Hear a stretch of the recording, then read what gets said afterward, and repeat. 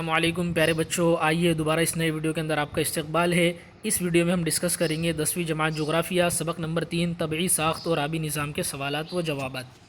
تو آئیے چلتے ہیں۔ سوال نمبر 1 ہے، قوسین میں دیے گئے متبادلات میں سے صحیح متبادل چن کر جملے مکمل کیجئے اور انہیں دوبارہ لکھیے۔ ہر ایک کے لیے 1 نمبر ہے۔ پہلا جملہ ہے، برازیل کا زیادہ تر زمینی حصہ ڈیش ہے۔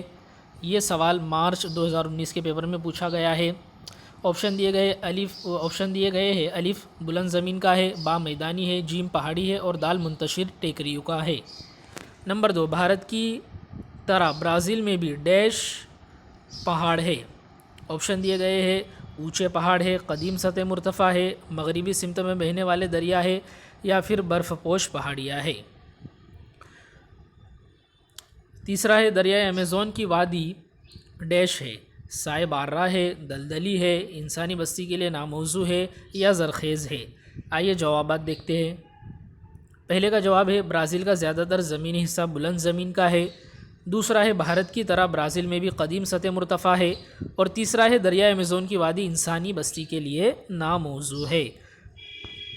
آئیے اگلے سوال کی طرف۔ سوال نمبر 2 ہے، صحیح گروہ پہچانیے۔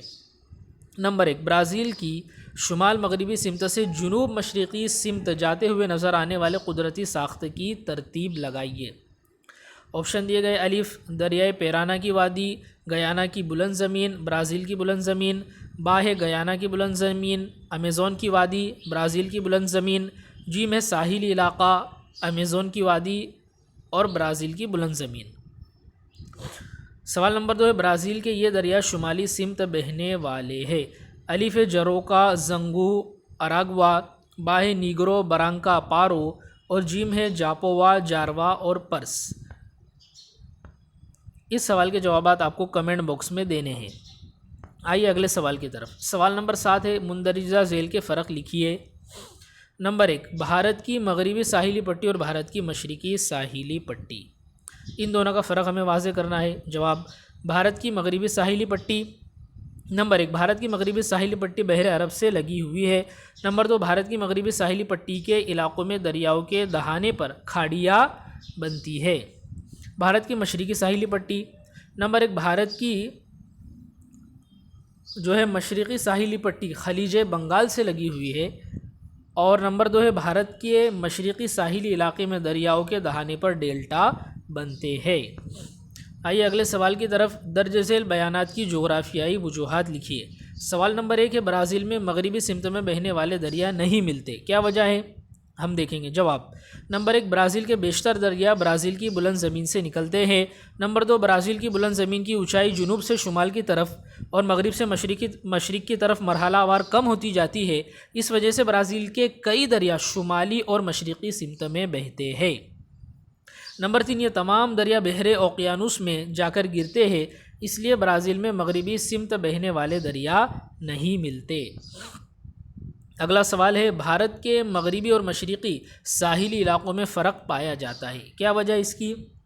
جواب، نمبر 1، مغربی گھاٹ کے بیشتر پہاڑی سلسلے مغربی ساحل تک پھیلے ہوئے ہیں، اس وجہ سے مغربی ساحل نسبتاً چٹانی ہے اور اس کی چوڑائی بھی نسبتاً کم ہے۔ نمبر 2، بھارت کے مغربی ساحلی علاقوں میں بیشتر مقامات پر کھاڑیاں نظر آتی ہے۔ نمبر 3، بھارت کا مشرقی ساحل دریاؤں کے ساتھ بہہ کر آنے والے کیچڑ یعنی گاد کے جمع ہونے سے بنا ہے۔ بھارت کے مشرقی ساحل کے بیشتر مقامات پر ڈیلٹا بن گئے ہیں۔ ان وجوہات کی بنا پر بھارت کے مغربی اور مشرقی ساحلوں میں فرق پایا جاتا ہے۔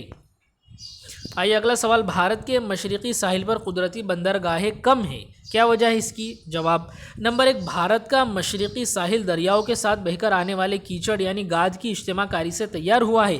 مشرقی ساحل پر کئی مقامات پر گاد کا ڈیلٹائی علاقہ پایا جاتا ہے۔ نمبر 2، بھارت کے مشرقی ساحل کے قریب پانی کی سطح زیادہ گہری نہیں ہے، جبکہ مغربی ساحل کے قریب پانی کی سطح نسبتاً زیادہ گہری ہے۔ نمبر 3، گاد اور پانی کی کم گہری سطح قدرتی بندرگاہوں کے لیے مناسب نہیں ہے، اس لیے بھارت کے مشرقی ساحل پر قدرتی بندرگاہیں کم ہیں۔ آئیے اگلے سوال کی طرف۔ سوال نمبر 4 ہے، دریائے ایمیزون کے مقابلے میں دریائے گنگا کی آبی آلودگی کے اثرات عوامی زندگی پر زیادہ ہوتے ہیں، اس کی کیا وجہ ہے؟ جواب، نمبر 1، دریائے ایمیزون کے علاقے میں انسانوں کی آبادی نسبتاً کم ہے۔ نمبر 2، اس علاقے میں صنعتوں کا تناسب بھی نسبتاً کم ہے، اس لیے دریائے ایمیزون کے علاقے میں پانی کی آلودگی کا تناسب کم ہے۔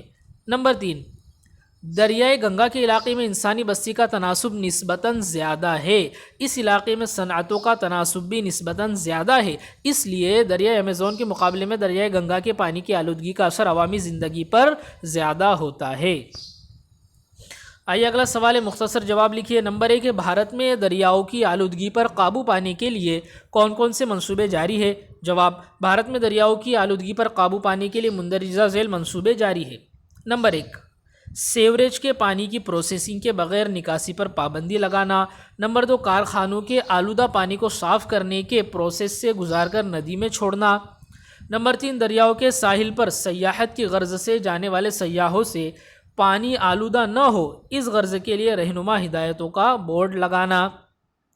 نمبر 4، دریاؤں کے پانی سے گندگی اور کچرا نکال کر اس کو پاک و صاف کرنا وغیرہ۔ تو پیارے بچوں، یہاں پر یہ ویڈیو ہمارا مکمل ہوا۔